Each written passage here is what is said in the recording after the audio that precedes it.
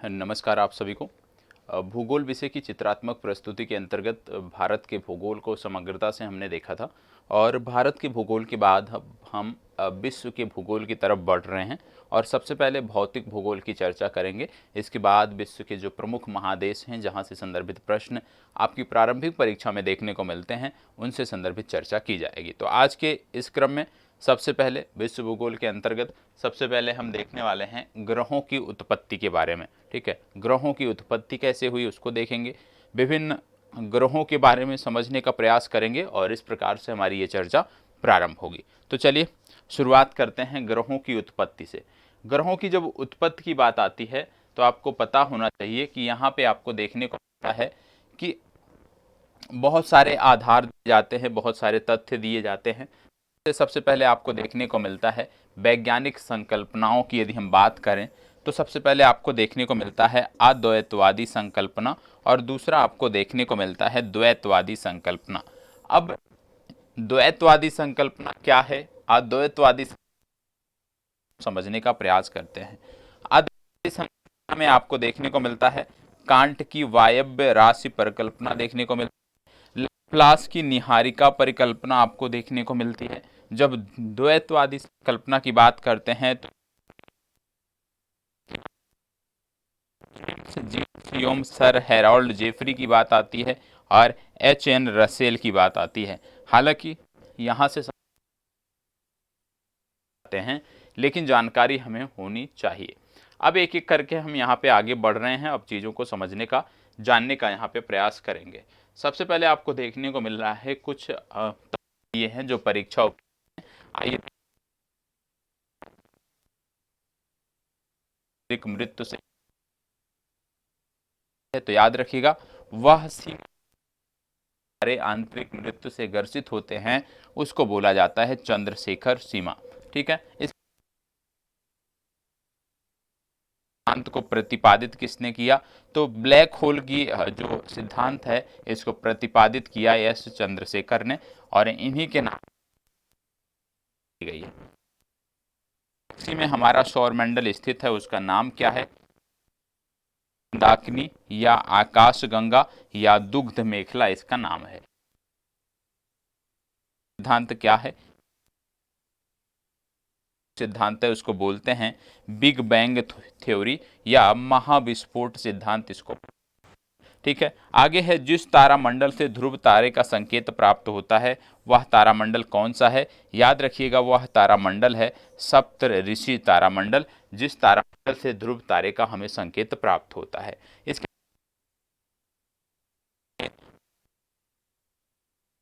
क्या कहलाता है तो गैस समूह का जो समूह हैं ब्रह्मांड। ठीक है, इसके बाद अपने उच्च तारों के संपूर्ण अवशेष को अपने अंदर समाहित करने की क्षमता किसमें होती है, ब्लैक होल में ये क्षमता आपको देखने को मिलती है। फिर बात आती है ब्रह्मांड की उत्पत्ति से संबंधित सिद्धांत की। ब्रह्मांड की उत्पत्ति से संबंधित सिद्धांत की यदि हम बात करें तो आधुनिक सिद्धांत है आपका महाविस्फोट सिद्धांत, जिसको आप बोल थ्योरी की व्याख्या।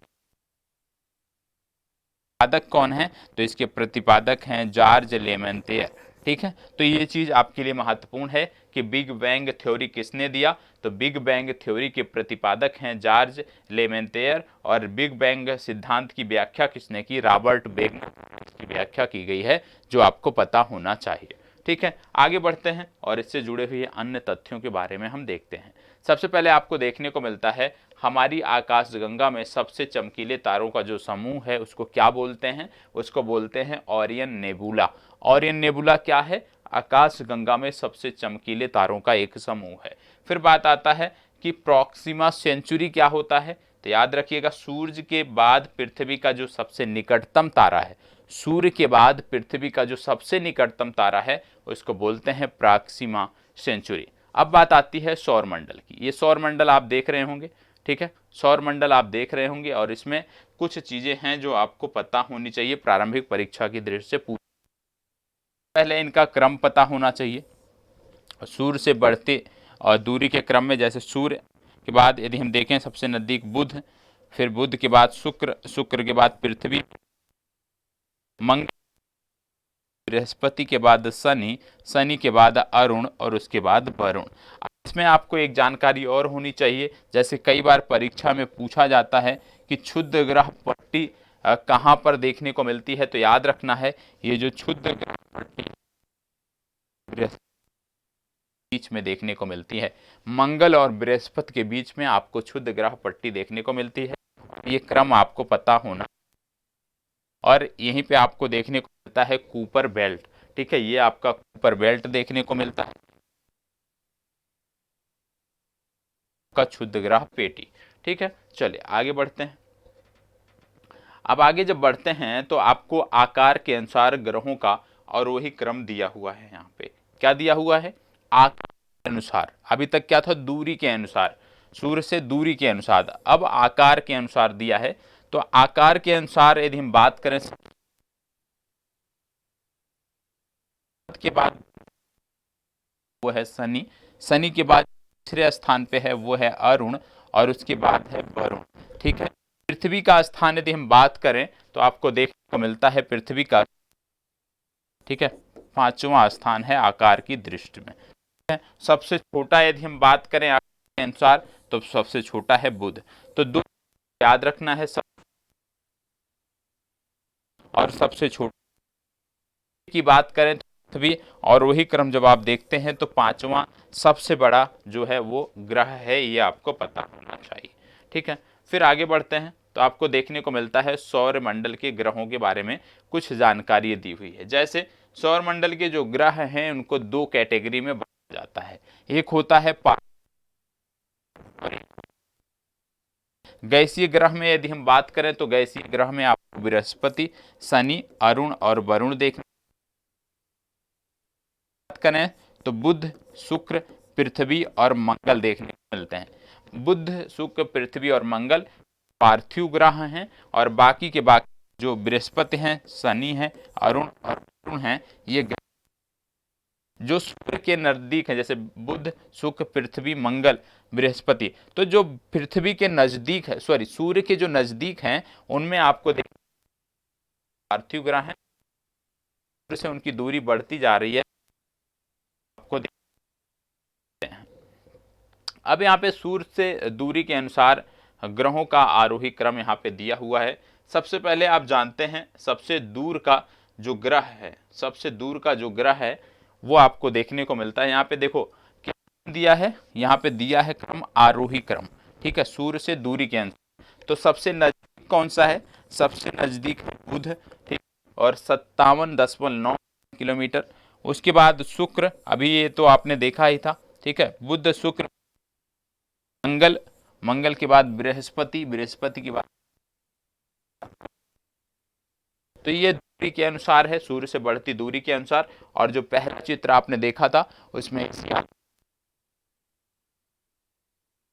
चलिए आगे बढ़ते हैं। अब बात आती है सूर्य की। अब सूर्य से संबंधित यहाँ पे तथ्य दिए हुए हैं। जैसे सूर्य की जब बात करते हैं तो कुछ बेसिक जानकारियां हैं जो आपको पता होना चाहिए। सूर्य की यदि हम बात करें,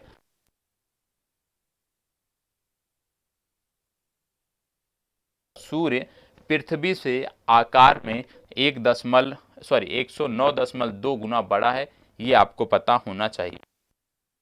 तापमान की बात करें तो अमेरिकी अंतरिक्ष एजेंसी है नासा, और नासा के अनुसार सूर्य के सतह का जो तापमान है वो 5500, ठीक है, 5500 डिग्री। ये कहाँ का तापमान है? ये सूर्य के सतह का तापमान है।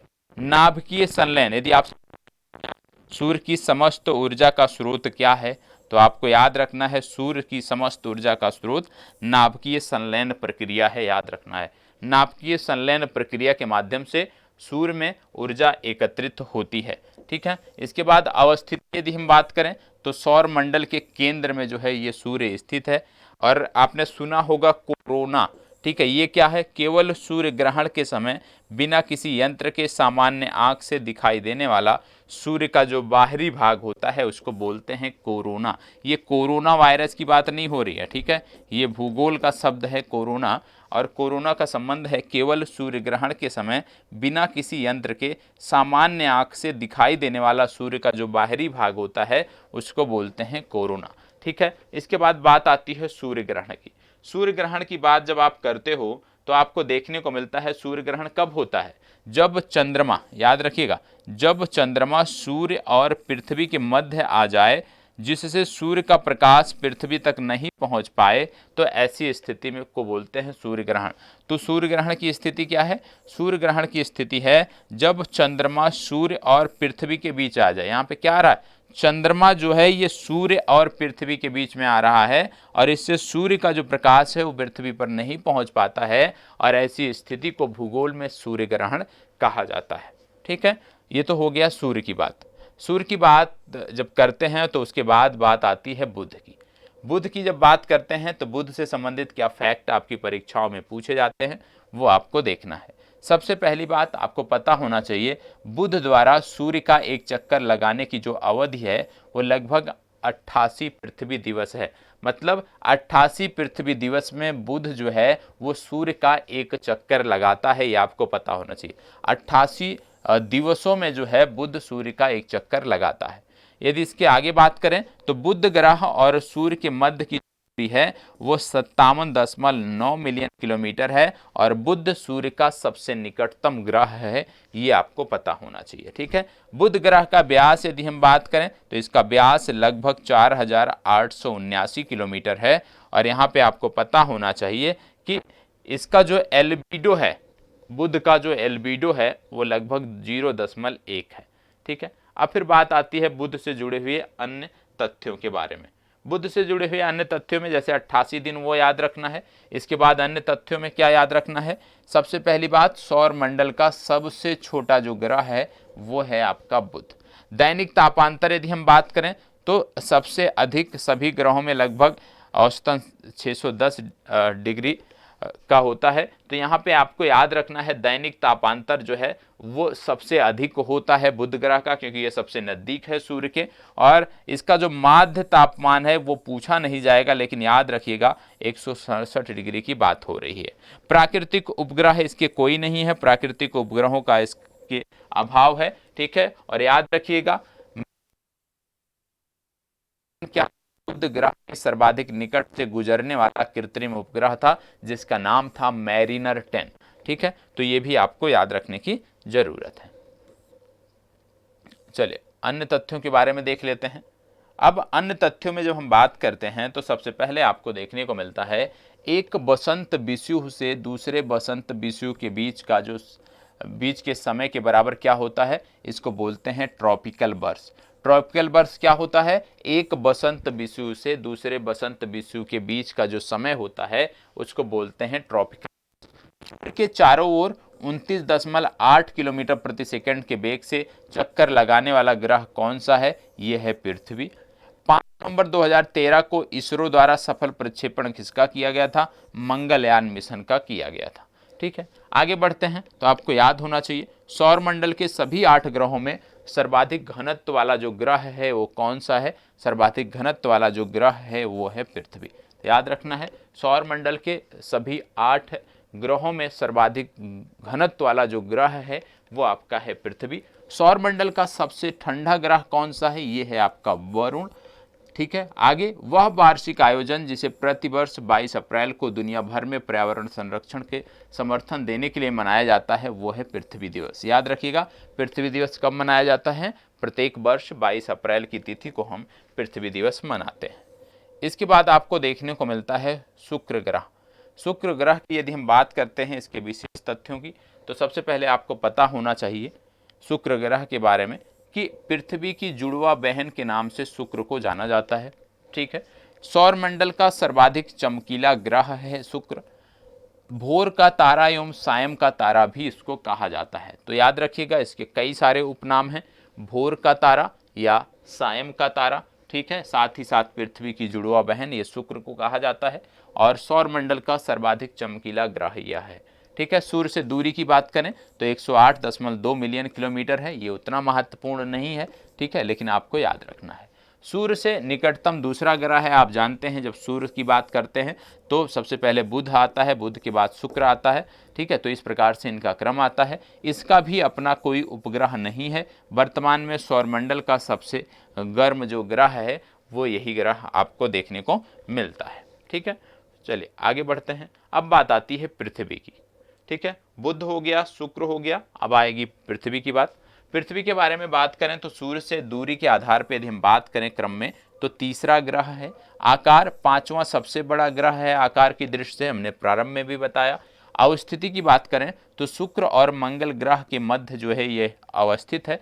ग्रीष्म अयनांत यदि हम बात करें तो 21 या 22 जून को जो है जब सूर्य कर्क रेखा पर लंबवत चमकता है तो यहाँ पे आप कह सकते हो ग्रीष्म ऋतु की जो अंतिम आप कह सकते हो अवस्था है, जो अधिकतम तापमान है वो आपको देखने को मिलता है, क्योंकि जब सूर्य कर्क रेखा पर चमकता है वही तिथि होती है जब सबसे ज़्यादा गर्मी आप कह सकते हो, वही समय होता है जब भारत में सबसे ज़्यादा गर्मी पड़ती है, क्योंकि उसके बाद फिर इस तिथि के बाद सूर्य फिर दक्षिणायन होने लगता है 22 जून के बाद, और फिर धीरे धीरे भारत से जो ग्रीष्म ऋतु है उसका समापन होने लगता है। लेकिन हाँ, इसमें 3 महीने का समय लगता है, क्योंकि एक महीने में जो सूर्य की गति है वो लगभग 8 डिग्री अक्षांशों की जो गति है वो सूर्य एक महीने में करता है। तो क्योंकि ये है 23.5 डिग्री पर, मतलब इसको भारत से बाहर निकलने में, मतलब भारतीय भूभाग से सूर्य को बाहर निकलने में 3 महीने का समय लगता है, और 21 जून के बाद ये जो है सूर्य का दक्षिणायन प्रारंभ हो जाता है। और जैसे ही सूर्य फिर भारत को पार कर विषुवत रेखा पर पहुंचता है और विषुवत रेखा के बाद दक्षिणायन होने लगता है, उसी के साथ भारत में शरद ऋतु का जो है आगमन हो जाता है। अक्षीय झुकाव की बात करें पृथ्वी की तो 23.5 डिग्री अक्षांश है। अन्य नाम इसका है ग्रीन प्लेनेट, याद रखिएगा। सूर्य मकर रेखा पर कब चमकता है? सूर्य मकर रेखा पर चमकता है 22 या 23 दिसंबर को, इसको भी आपको याद रखना है।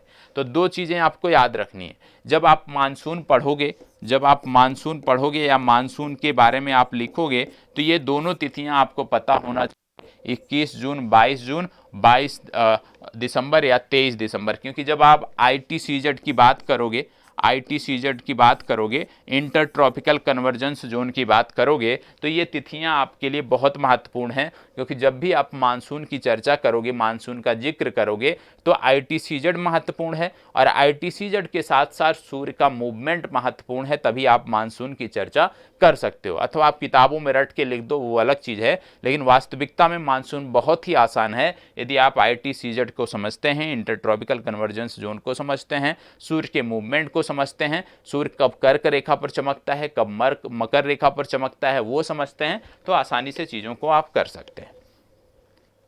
इसके बाद बात आती है अगला मंगल ग्रह से संबंधित तथ्यों के बारे में, ठीक है। अब मंगल ग्रह के बारे में क्या पता होना चाहिए? मंगल ग्रह के बारे में कई सारे तथ्य हैं, जैसे भारत का पहला मंगल अभियान जिसको बोलते थे मार्स ऑर्बिटर अभियान, जिसको बोलते थे मोम, ये आपको पता होना चाहिए, ठीक है। सूर्य से दूरी के अनुसार क्रम में ये चौथा है। इसका तापमान -65 डिग्री आपको देखने को मिलता है। इसको लाल ग्रह भी कहा जाता है, सतह का रंग लाल होने के कारण इसको लाल ग्रह भी कहा जाता है। इसको याद रखिएगा, यहाँ पे एक ज्वालामुखी पर्वत भी है जिसको बोलते हैं निक्स ओलंपिया, तो ये आपको याद रखना है। निक्स ओलंपिया जो है ये मंगल ग्रह पर एक ज्वालामुखी पर्वत है। इसके 2 उपग्रह हैं। 2 उपग्रह कौन कौन से हैं? पहले का नाम है फोबोस, दूसरे का नाम है डीमोस। तो इसके 2 उपग्रह आपको देखने को मिलते हैं, फोबोस और डीमोस। और इसमें यदि बात करें डीमोस, तो सौरमंडल का सबसे छोटा जो उपग्रह है वो है डीमोस। तो याद रखिएगा, सौरमंडल का सबसे छोटा जो उपग्रह है वो है डीमोस। और ये किसका आप कह सकते हो किसका उपग्रह है? ये मंगल का उपग्रह है, ये आपको पता होना चाहिए, ठीक है। तो मंगल की बात हो गई। मंगल के बाद बात आती है बृहस्पति की। बृहस्पति से संबंधित कई सारे तथ्य होते हैं जो हमें पता होना चाहिए। अब बृहस्पति के बारे में जब बात करते हैं तो सबसे पहले सौरमंडल का सर्वाधिक तीव्र गति से अपने अक्ष पर घूर्णन करने वाला ग्रह, याद रखिएगा, सौरमंडल का सर्वाधिक तीव्र गति से अपने अक्ष पर घूर्णन करने वाला जो ग्रह है वो आपका है बृहस्पति। ठीक है, अब तक खोजे गए कुल उपग्रह कितने हैं इसके? अब तक कुल इसके 79 उपग्रह खोजे जा चुके हैं। इसका अन्य नाम क्या है? लघु सौर तंत्र इसका अन्य नाम है। सूर्य की परिक्रमा करने में इसको 11.86 पृथ्वी पर जो वर्ष होते हैं वो लगते हैं, ये आपको पता होना चाहिए। विशेषता क्या है कि यह तारा एवं ग्रह दोनों के गुणों को प्रदर्शित करता है। मतलब बृहस्पति जो है वो तारा और ग्रह दोनों के गुणों को प्रदर्शित करता है। वलयों की संख्या यदि हम बात करें तो वर्ष 1979 में वाइजर 1 स्पेस प्रोब द्वारा ये वलयों की खोज की गई थी। ठीक है, वायुमंडलीय गैसों की बात करें तो यहाँ पे हाइड्रोजन, हीलियम, मीथेन और अमोनिया देखने को मिलती हैं। विशेषता क्या है? सौर मंडल का सबसे बड़ा ग्रह आपको देखने को मिलता है बृहस्पति। ठीक है, तो प्रत्येक ग्रह के बारे में कुछ फैक्ट आपको पता होना चाहिए। बृहस्पति के बाद फिर बात आती है शनि की। शनि में यदि हम बात करें तो शनि में सबसे पहले आपको देखने को मिलता है सौर मंडल में बृहस्पति के बाद दूसरा सबसे बड़ा ग्रह। आकार में सौरमंडल में बृहस्पति के बाद दूसरा सबसे बड़ा जो ग्रह है वो है शनि। इसके कुल उपग्रह आपको देखने को मिलते हैं 82। सबसे बड़ा जो इसका उपग्रह है उसको बोलते हैं टाइटन। ठीक है, तो ये आपको याद रखना है, सबसे बड़ा उपग्रह शनि का है टाइटन और सौरमंडल में बृहस्पति के बाद दूसरा सबसे बड़ा ग्रह है और इसके कुल 82 उपग्रह आपको देखने को मिलते हैं। इसके अन्य नाम क्या हैं? गैसों का गोला तथा गैलेक्सी समान ग्रह इसको बोला जाता है। और यह भी याद रखना है कि 29.4 पृथ्वी वर्ष इसको लगते हैं सूर्य के चारों ओर एक चक्कर लगाने में। इसकी विशेषता क्या है? इसके मध्य रेखा के चारों ओर पूर्ण विकसित वलयों की उपस्थिति देखने को मिलती है। वायुमंडलीय गैसों की बात करें तो हाइड्रोजन, हीलियम, मीथेन और अमोनिया यहाँ पे आपको इसके वायुमंडल में देखने को मिलती है। ठीक है, फिर बात आती है चंद्रमा की। चंद्रमा के बारे में भी आपको पता होना चाहिए, हालांकि काफ़ी कुछ जानते होंगे। चंद्रमा के बारे में सबसे पहले आपको पता होना चाहिए प्राकृतिक उपग्रह वो आकाशीय पिंड हैं जो अपने अपने ग्रह के साथ सूर्य की भी परिक्रमा करते हैं। तो प्राकृतिक उपग्रह क्या होते हैं? वो आकाशीय पिंड जो अपने ग्रह के साथ साथ सूर्य की भी परिक्रमा करते हैं। पृथ्वी का एकमात्र प्राकृतिक उपग्रह जो है वो है चंद्रमा। ठीक है, चंद्र ग्रहण सूर्य एवं चंद्रमा के मध्य पृथ्वी का आना होता है जिससे सूर्य का प्रकाश चंद्रमा पर नहीं पड़ता है। ठीक है, इसके अन्य नाम क्या है चंद्रमा के? जीवाश्म ग्रह। वायुमंडल का यहाँ पर अभाव है। चट्टानों में टाइटेनियम की मात्रा अधिक है। यदि आपसे पूछ लिया जाए चंद्रमा पर किस प्रकार की चट्टानें पाई जाती हैं तो चंद्रमा पर टाइटेनियम जो है इसकी अधिकता देखने को मिलती है। पूर्ण चंद्र ग्रहण पृथ्वी द्वारा चंद्रमा पर पूर्ण छाया करने से होता है। परिक्रमण इस पथ की यदि बात करें तो दीर्घ वृत्ताकार इसका परिक्रमण पथ है। सुपरमून की स्थिति कब होती है? जब चंद्रमा पृथ्वी के सबसे निकट होता है तब सुपरमून की स्थिति होती है और सौर मंडल का 5वां सबसे बड़ा उपग्रह है। अब क्योंकि चंद्रमा से जुड़ता है ज्वार, तो ज्वार को हम समझ लेते हैं। ये आपको चित्र में देखने को मिल रहा होगा। ठीक है, अब यहाँ पे आपको देखने को मिल रहा होगा, इस चित्र में आप देख रहे होंगे क्या बोला गया है? दीर्घ ज्वार की बात हो रही है। तो सबसे पहले सामान्य ज्वार से लगभग 20% ऊंचा होता है ये जो दीर्घ ज्वार होता है और सूर्य, पृथ्वी तथा चंद्रमा एक सीधी रेखा में आ जाते हैं। ठीक है, दीर्घ ज्वार कब आता है? जब सूर्य, चंद्रमा और पृथ्वी एक सीधी रेखा में आ जाते हैं तब दीर्घ ज्वार आपको देखने को मिलता है। और याद रखिएगा ये इसमें दो चीजें आपको देखने को मिल रही हैं। ये आपका पृथ्वी देखने को मिल रहा है, ये आपको चंद्रमा देखने को मिल रहा है और उस तरफ आपको सूर्य देखने को मिल रहा है। तो यहाँ पे पूर्णिमा के दिन क्या होता है? सूर्य की तुलना में चंद्रमा की आकर्षण शक्ति का प्रभाव दोगुना हो जाता है और ऐसे में जो है वो ज्वार, जो दीर्घ ज्वार आता है वो बहुत ही, आप कह सकते हो उसकी जो ऊंचाई होती है वो बहुत ज़्यादा देखने को मिलती है। ठीक है, अब इसके बाद बात आती है, यहाँ पे आप देख रहे होंगे कि पृथ्वी हो गया, अब चंद्रमा जो है एक सीध में नहीं है तो इसमें क्या बोलते हैं? इसमें दीर्घ ज्वार आपको नहीं देखने को मिलता है क्योंकि सूर्य, चंद्रमा और पृथ्वी एक सीध में नहीं है। यहाँ पे सूर्य देखने को मिल रहा है, यहाँ पे पृथ्वी, जबकि चंद्रमा जो है वो सीध में नहीं है। तो ऐसी स्थिति में जो है दीर्घ ज्वार नहीं आता है। ठीक है, अब बात आती है लघु ज्वार की। तो ये आपका लघु ज्वार का चित्र देखने को मिल रहा है कि ऐसी स्थिति में लघु ज्वार आता है। ठीक है, जब सूर्य, पृथ्वी एवं चंद्रमा के समकोण की स्थिति में होता है तब आपको लघु ज्वार देखने को मिलता है। यहाँ पे आपको देखने को मिल रहा है चंद्रमा के बारे में। चंद्रमा के बारे में ऋग्वेद के 10वें मंडल के पुरुष सूक्त में उल्लेख किया गया है। ज्योतिष में चंद्रमा मन का कारक बोला गया है। और याद रखिएगा कि ऋग्वेद में पुरुष सूक्त में जो उल्लेख है वो इस मंत्र के द्वारा किया गया है। ठीक है, हालांकि इतना महत्वपूर्ण नहीं है, सिर्फ इतना याद रखिएगा कि चंद्रमा का उल्लेख ऋग्वेद के 10वें मंडल के पुरुष सूक्त में जो है उल्लेखित इसके बारे में किया गया है। अब यहाँ पे चंद्रमा के बारे में कुछ अन्य जानकारियां हैं, जैसे चंद्रमा के सिकुड़ने का कारण क्या है। चंद्रमा के सिकुड़ने का कारण है आंतरिक भाग में ताप की कमी। ठीक है, अंतर्राष्ट्रीय खगोलीय संघ की स्थापना कब की गई? वर्ष 1919 में की गई। नासा द्वारा लूनर रिकॉग्निशन ऑर्बिटर नामक उपग्रह का प्रक्षेपण किया गया 2009 में, उतना महत्वपूर्ण नहीं है। चंद्रमा की सतह पर सफलतापूर्वक सुरक्षित उतरने वाला पहला अंतरिक्ष मिशन कौन सा था? लूना 9 नामक ये अंतरिक्ष मिशन था। और लूना 9 जो मिशन था ये किसका था? ये रूस का था, तत्कालीन सोवियत संघ का था, यूएसएसआर का था। और चंद्रमा की कक्षा में पहुंचने वाला पहला मानव युक्त अंतरिक्ष मिशन कौन था? तो आप जानते हैं अपोलो 8 मिशन था, जो कि आप काफ़ी पढ़े होंगे, नासा का यह मिशन था। ठीक है, तो इसके बारे में भी आपको जानकारी होनी चाहिए।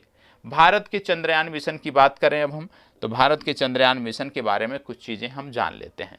सबसे पहली बात, भारत के बारे में यदि हम बात करें चंद्रयान मिशन के बारे में, तो आपको देखने को मिलता है भारत 22 अक्टूबर 2008 आंध्र प्रदेश के श्रीहरिकोटा स्थित सतीश धवन अंतरिक्ष केंद्र से PSLV C11 द्वारा प्रक्षेपित चंद्रयान फर्स्ट जो है प्रक्षेपित किया गया था।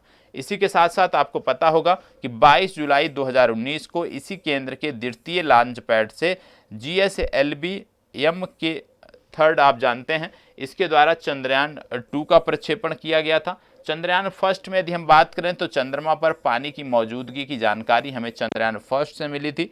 चंद्रयान 2 का लक्ष्य क्या था? चंद्रयान 2 का लक्ष्य था चंद्रमा के दक्षिणी ध्रुव पर पहुंचकर अनुसंधान संचालित करना, जो सफल नहीं हो पाया। फिर चंद्रयान 2 में यदि हम बात करें मिशन में शामिल क्या क्या था? एक ऑर्बिटर शामिल था और एक रोवर शामिल था। इन दोनों का नाम महत्वपूर्ण है। वैसे अब आज की तिथि में ये प्रासंगिक नहीं है, नहीं पूछा जाएगा। ठीक है, आगे के जो हमारे मिशन है ना इसरो के, वो पूछे जा सकते हैं। अब बात आती है धूमकेतु या पुच्छल तारा क्या होता है। सबसे पहली बात, इसकी संरचना क्या होती है? आकाशीय धूल, बर्फ और हिमानी गैसों के ये पिंड होते हैं, ये आपको पता होना चाहिए। ठीक है, इसके बाद धूमकेतु में सामान्यतः 2 पुच्छ देखने को मिलते हैं, धूल कणों से युक्त होते हैं। ठीक है, हेल बॉब क्या होता है? एक पुच्छल तारा जो 23 जुलाई 1995 को बृहस्पति की कक्षा के बाहर चमकना शुरू किया, उसको बोलते थे हेल बॉब। फिर इसके बाद बात आता है सुमेकर लेबी 9 धूमकेतु की, जो 1994 के मध्य बृहस्पति ग्रह से टकराया था, यह भी आपको पता होना चाहिए। ठीक है, तो विशेष रूप से जो आपको ग्रहों के बारे में बताया गया, प्रत्येक ग्रह के बारे में वो जानकारी आपको होनी चाहिए, किसके कितने उपग्रह हैं, किसका क्या विशेषता है, कौन कितने दिनों में सूर्य का चक्कर लगाता है। इतनी जानकारी यदि आपको है तो निश्चित रूप से यहाँ से कोई भी प्रश्न सही कर ले जाएंगे, त्रुटियां नहीं होंगी। अब ये क्षुद्र ग्रह आपको बात हो रही है, जैसे मैंने आपको बताया कि मंगल और बृहस्पति की पेट बीच में जो है आपको क्षुद्र ग्रह पेटी देखने को मिलती है, तो वो आपने पहले से देख रखा है। ठीक है, अब यहाँ पे बात हो रही है शून्य अक्ष अक्षांश रेखा या विषुवत रेखा एवं शून्य अंश देशांतर रेखा, जिसको प्रधान माध्यान्ह रेखा बोलते हैं, एक दूसरे से आपस में कहाँ मिलती हैं? तो याद रखिएगा ये एक दूसरे से आपस में गिनी की खाड़ी में मिलती हैं, जो अफ्रीका के पश्चिमी भाग पर स्थित है। ये पूछा जाता है, पूछा गया है। ठीक है, इसके बाद विषुवत रेखा पर 2 अक्षांशों के बीच की औसत दूरी क्या होती है? विषुवत रेखा पर 2 अक्षांशों के बीच की औसत दूरी 111 किलोमीटर होती है।